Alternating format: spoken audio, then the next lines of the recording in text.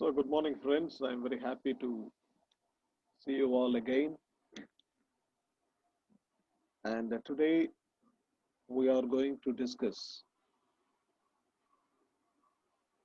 the atomic size in terms of the van der Waals radius. And I'm presenting.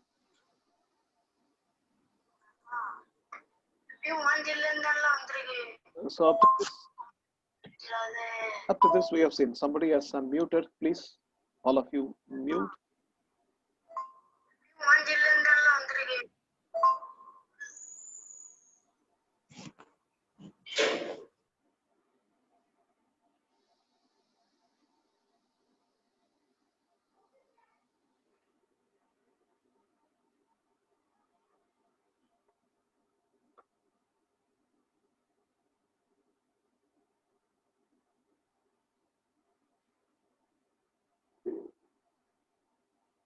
So, up to this, we have seen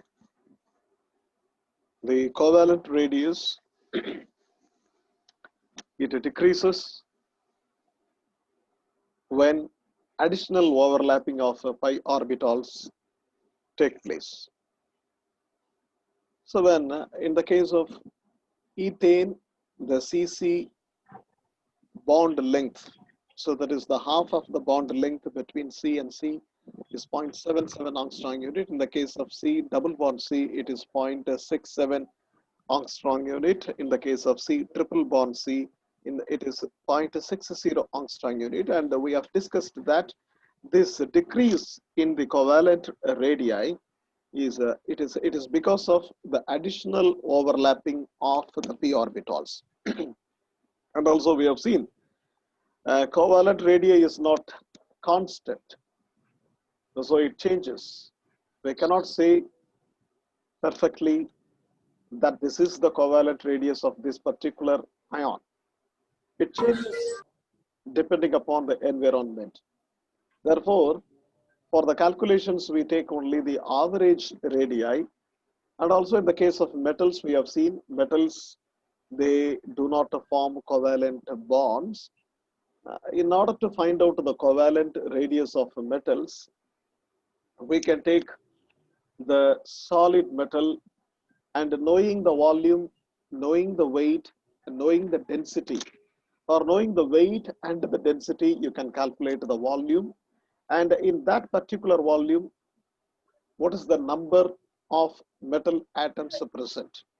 So the number you know, the volume you know, from this you can calculate the volume of a single atom, and from that you can find out the radius of a single atom, assuming that the atom is spherically symmetrical. Is spherically symmetrical. This is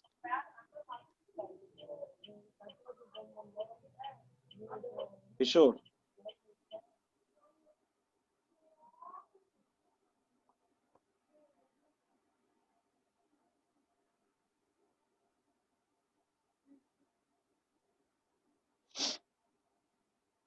So today we are going to discuss van der Waals radius. It is defined as 1/2 of the distance between the nuclei of two adjacent atoms belonging to two neighboring molecules of an element in the solid state. So when you define something, every word in the definition is very important.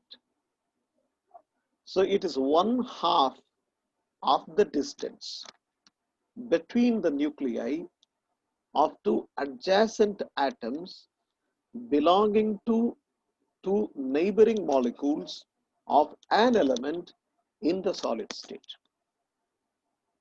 which means that it is the distance between non-bonded atoms. Look here. So this is the chlorine molecule. Here is a chlorine atom, and here is a chlorine atom. If you measure the distance between the two nuclei these two nuclei, then it will be the internuclear distance in the molecule. But we are going to measure the distance between the nuclei of non-bonded atoms. So this chlorine and this chlorine are bonded atoms, and this chlorine and this chlorine are bonded atoms, but these two are non-bonded atoms. Non-bonded atoms. Therefore, the distance between non-bonded atoms, and also you should always consider the neighboring molecule. You should not consider some other molecule which is existing far away here. It should be the neighboring molecule, and it should be the distance between nuclei of the non-bonded atoms. So this speaks about the effective packing. If the molecules are packed effectively, if they are present very close to each other, then the van der Waals distance or the van der Waals radius will be very less. If the van der Waals radius is less, that means that these molecules are packed effectively. The internuclear distance is normally calculated or experimentally found out using X-ray studies. You may be knowing what is X-ray diffraction studies. In the case of X-ray diffraction studies, the molecular interstitial sites will work as slits which are comparable with the wavelength of X-rays. Therefore, X-ray diffraction studies will reveal the fact about the internuclear distance and also the interstitial sites. And in various atomic or molecular studies, the X-ray diffraction studies have been used. So the distance between non-bonded atoms can be calculated using the X-ray studies, and which speaks about the effective packing, how these molecules are effectively packed in the solid state. So if, for example, I'm taking the chlorine molecule, so I have already discussed how the internuclear distance between the adjacent molecules, the atoms belonging to different molecules and which are adjacent, are found out. Normally, the distance between this nucleus and this nucleus is a 3.60 angstrom unit. So half of that, because the definition says that it is 1/2 of the distance between the nuclei of two adjacent atoms belonging to two neighboring molecules of an element in the solid state. Therefore, I am taking the half the distance of 3.60, which is 1.80 angstrom unit, which is the van der Waals radius of a chlorine. So here I have listed the van der Waals radius and the covalent radius of various atoms.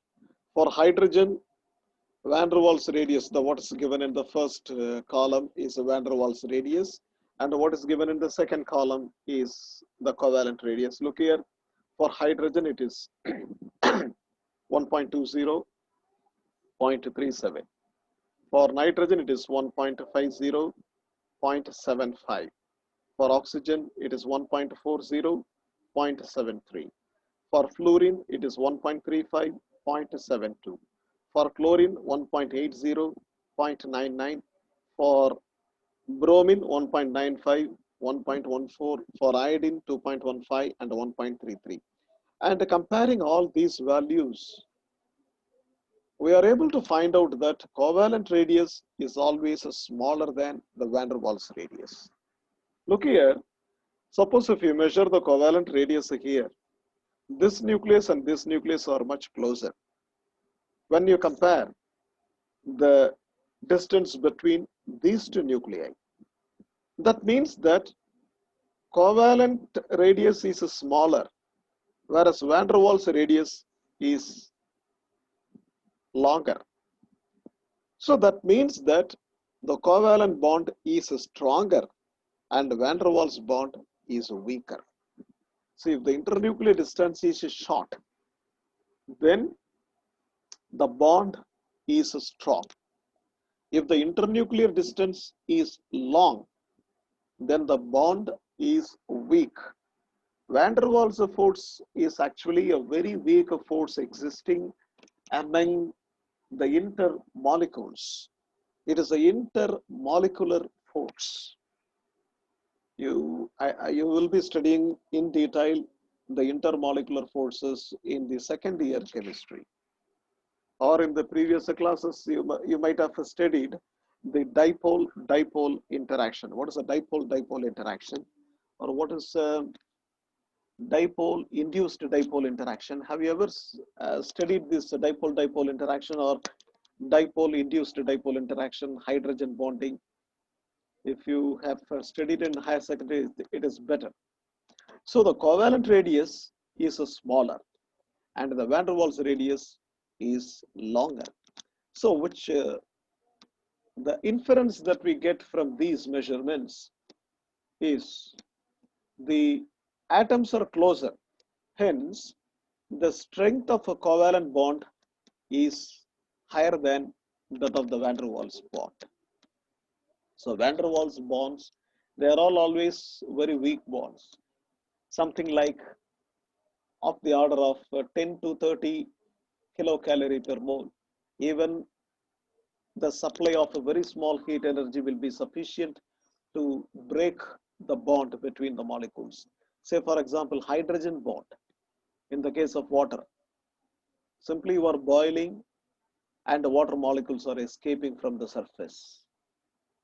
After the breakage of hydrogen bond, which holds the water molecules together in the liquid state. Suppose if you take a liquid nitrogen, its boiling point is around minus 196, if I remember correctly, degrees centigrade. How many of you know about liquid nitrogen? Liquid nitrogen is used in the cryoscopic surgeries. Cryoscopic means anything which is done at very low temperature. Cryoscopic surgeries, and it is used to freeze things. Suppose if you put your hand inside the liquid nitrogen, you can break your hand, you can cut your hand without any anesthesia. Immediately the chemical and electrical neural conduction will be stopped.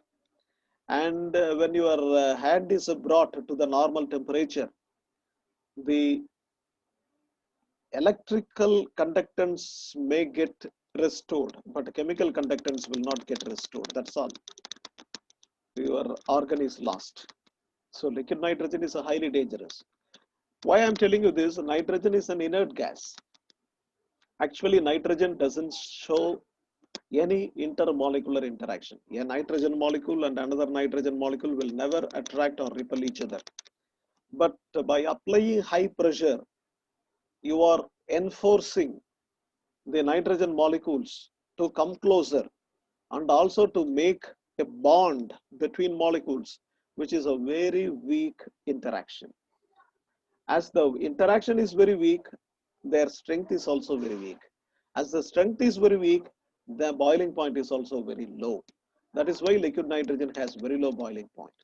But if you take water, water can exist in all three states.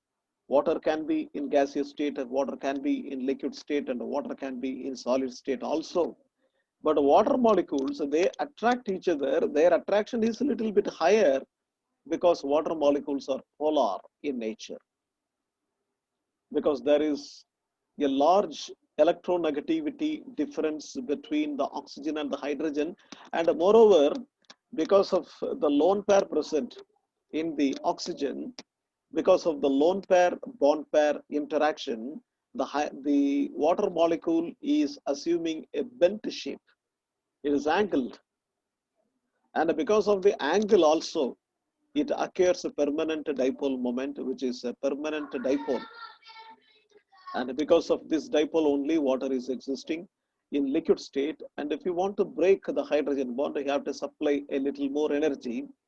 When you heat the water molecules, they will get escaped into gaseous state after breaking the hydrogen bond. Why I'm telling you this, the covalent bond is stronger. Van der Waals bond is weaker. But you cannot think of breaking the covalent bond by simply rising the temperature. You cannot break nitrogen molecule into nitrogen atoms. It is practically not possible. But the same reaction is taking place. See what happens during lightning. There are two types of rains. I'm giving you extra information. There are two types of rain. So one is a seasonal rain and another one is the summer rain. Actually, what is happening in the seasonal rain is the clouds are coming with a large water quantity and they are getting cooled as they go to the high altitude. And because of the cooling, water molecules condense and then the colloidal system, actually cloud is a colloidal system. Therefore, it is not able to hold the colloidal particles because of the coagulation or because of their accumulation. So two or three colloidal particles get accumulated and will become a suspension, a precipitation. So that precipitation is actually the rain. So it happens because of the cooling effect. But in the case of summer rain, two oppositely charged clouds, they come closer. And in a colloidal system, you may be knowing that the colloidal particles are of like charges. Therefore, the particles cannot come closer because of the electrostatic repulsion and they exist far apart. And when two clouds of opposite charges come closer, and there is a lightning and a neutralization of charges, and hence the repulsion between like charges disappears, and there appears the attraction between neutral bodies. And because of that coagulation and precipitation, that is accumulation and settling down takes place and it rains. But the difference is during lightning, with that high power is sufficient to break the covalent bond between nitrogen and nitrogen. You should think of this. You should think of this. Say nitrogen covalent bond is stronger. But lightning provides the sufficient energy to make the nitrogen covalent bond break. So the nitrogen covalent bond breaks and the nitrogen atoms are generated. Nitrogen atoms are highly reactive. Highly reactive. Nitrogen molecule is inert, but nitrogen atom is highly reactive. This atomic nitrogen immediately combines with oxygen to form nitrogen dioxide. And this nitrogen dioxide immediately dissolves in water to form nitric acid. So what we are getting in the summer rain is not water, it is a very dilute nitric acid. And this nitric acid comes down. Actually, God has wisely planned all these things. See, during summer in the cultivation field, the agricultural people, they normally during summer will plant the leguminous plants. Leguminous plants means the plants which have root nodes in which the bacteria rhizobium is found. And the rhizobium is a very good bacteria which can fix the nitrogen to the soil. So what happens during the summer times, people plant the leguminous plants, and during the summer rain will come with lightning and thunder, and in lightning and thunder the nitrogen covalent bond breaks and the nitrogen atoms are generated, and these atoms combine with oxygen to form nitrogen dioxide. Nitrogen dioxide dissolves in water and nitric acid comes down.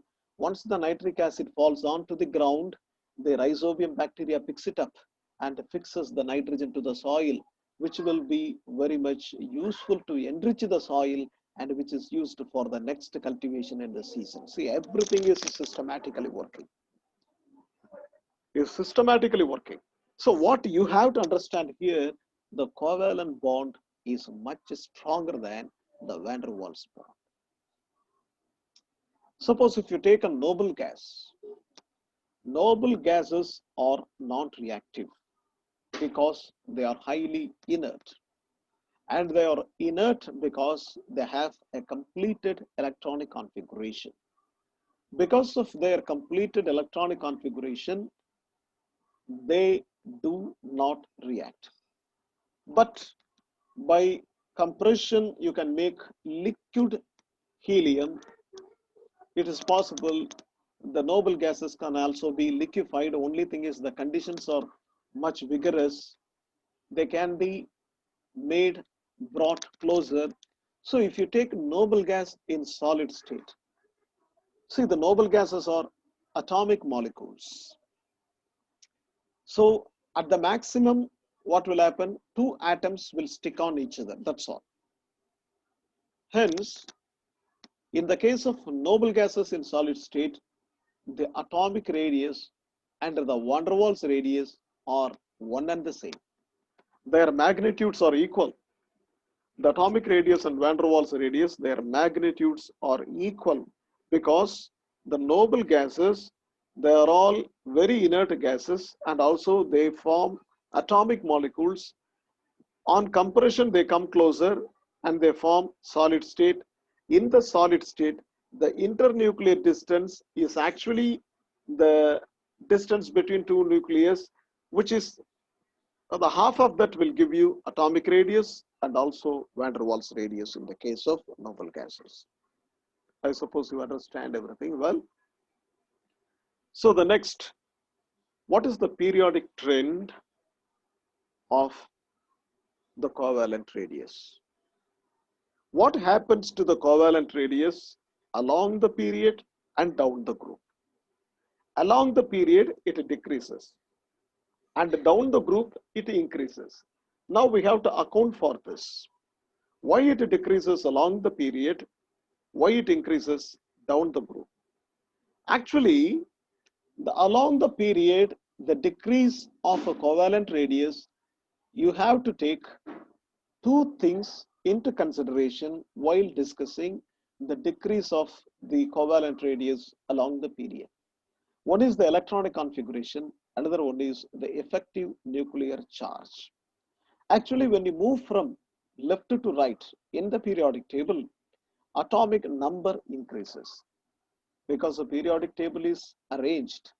The elements are arranged in the increasing order of the atomic number because the very periodic law itself states that the chemical and physical properties of the elements are functions of atomic numbers.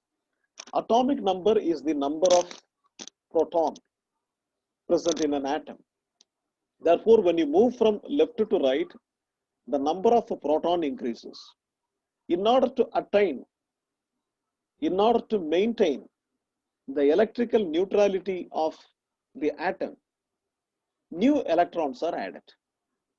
Suppose you take hydrogen, which has one proton, one electron is there. If you add one more proton, that becomes a helium. Therefore, you have to add one more electron to the system to maintain the electrical neutrality. So from left to right, the atomic number increases, which means that the number of protons increases. In order to compensate the increase in the number of the positive charges, more electrons are added. But the electrons are added to the same subshell. They are not added to a new shell. They are added to the same shell. What happens? Then you may expect when the electrons are added to the same shell, the atomic size has to remain the same. So that is what is actually happening. Suppose if a K shell is getting filled or L shell is getting filled, the shell is a two-dimensional path which is traveled by the electron. Therefore, electrons are added to the same shell means there should not be any change between the distance, any change in the distance between the nucleus and the outermost shell. Actually, it is true. But the electrons are added to the same shell. At the same time, the nuclear charge increases. As the nuclear charge increases, but the distance between the nucleus and the outermost electron is remaining the same, the outermost electron is effectively attracted by the increased nuclear charge. Hence, the electrons are attracted more towards the nucleus. Therefore, there is decrease in the size of the atom. This is the discussion. And this nuclear charge, we are not simply saying this is a nuclear charge. This is called the effective nuclear charge. There is a rule called the Slaters principle or Slater rule. Using the Slater rule, you can calculate the effective nuclear charge. What is the effective nuclear charge felt by a particular electron? because the nuclear charge is not the same everywhere. It depends upon various factors like a screening effect, or if a bulky orbital comes in between the valence electron and the nucleus, that will shield the attractive force. Like that, there are so many factors affecting the nuclear charge. Actually, the nuclear charge as such is not changing, but the nuclear charge felt by the electron will change according to so many factors. Hence, the covalent radius is expected to be the same as the electrons are added to the same shell, but increase in the nuclear charge is seen. Hence, the outermost electrons are effectively attracted towards the nucleus, and because of that, the atomic size shrinks.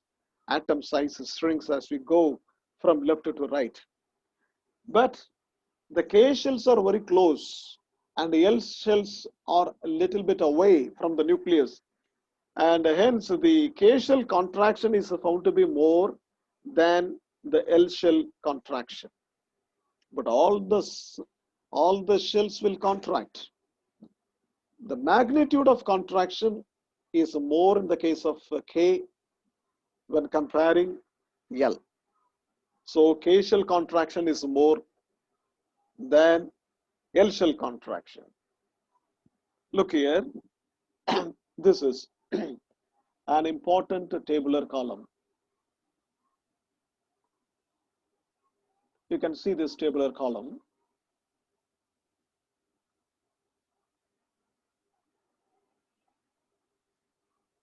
First, the name of the element is given. Second, the atomic number is given. Third, ZF means effective nuclear charge for electrons in the K shell. What is the effective nuclear charge for the electrons in the K shell? What is the effective nuclear charge for the L electrons? And what is the electronic configuration? And then what is the covalent radius? So this is moving along the period. Lithium is an alkali metal. Beryllium, alkaline earth metal. Boron, third group, fourth group, fifth group, sixth group, and seventh group. And we have left the noble gases. So lithium, atomic number 3. Look here, effective nuclear charge on the K electron is 2.7. Effective nuclear charge on the L electron is 1.30. Effective nuclear charge, there is a vast difference. In the case of K, it is 2.7. In the case of L, 1.30. And the electronic configuration is 1s2 2s1. So this 1s2 electrons experience 2.70 units of nuclear attraction. The 2s1 electron will experience 1.30 units of nuclear attraction. And because of that, the size of the covalent radius is 1.34 angstrom unit. But when you move next, beryllium with atomic number 4, look here, effective nuclear charge has increased because one more proton is additionally found. It is increased. And for a compensation, one more electron is added, but it is added to the same shell. Same shell. That is 2s. Therefore, effective attraction and the covalent radius is found to be less than that what we found on the lithium. It is 0.90. When you go to the boron, it becomes 5. Nuclear charge increases. Electronic configuration C, 2s2 2p1, which means it is added to the 2 shell. That is L shell. To the same shell, one more electron is added. Look here, to the same shell, another electron is added. To the same shell, another electron, another electron, another electron. So all these electrons, that is the 5th, 6th, 7th, 8th, and 9th electrons, are added only to the p orbital of the second shell. Hence, only the nuclear charge increases, but the place where the electrons are added, it remains the same. Because of the effective nuclear charge, the size decreases. See, It is in the case of boron 0.82 angstrom unit, for carbon 0.77, nitrogen 0.75, and oxygen 0.73, and fluorine 0.72. Therefore, our discussion is correct. So when you move from left to right in a periodic table, that is along the period, the atomic number increases. Increase in the atomic number increases the number of protons, and in order to maintain the electrical neutrality of an atom, electrons are also added, but the added electrons are added to the same shell. Therefore, it is expected that the covalent radius remains the same as the distance between the nucleus and the shell remains the same. But because of the effective nuclear charge felt by the electrons, as the nuclear charge is increasing from left to right in a periodic table, the outermost electrons are effectively attracted towards the nucleus. Therefore, the atomic size decreases or the covalent radius decreases. This is how you should explain for the decrease. You should explain the decrease of atomic size along the period. So next, down the group, what happens? This is another interesting discussion. What happens down the group? Down the group, similarly, nuclear charge increases, but there is addition of new shells. Say, for example, lithium 1s2, 2s1, sodium 3s1, potassium 4s1, rubidium 5s1. Therefore, when you come down, new principal quantum number is found, or principal cell is introduced. Therefore, atomic size increases. But you may ask, sir, even then the number of protons increases and also the nuclear charge is also increases. Therefore, the electrons will be effectively attracted by the nucleus. Then the size should decrease. But the increase caused by the addition of a new shell cannot be compensated by the attraction of the nucleus. So the increase in the nuclear charge is not that much great when you compare the increase in the size due to the addition of new cells. That is why when you come down, the atomic size increases. Now I disconnect the meeting and please rejoin immediately.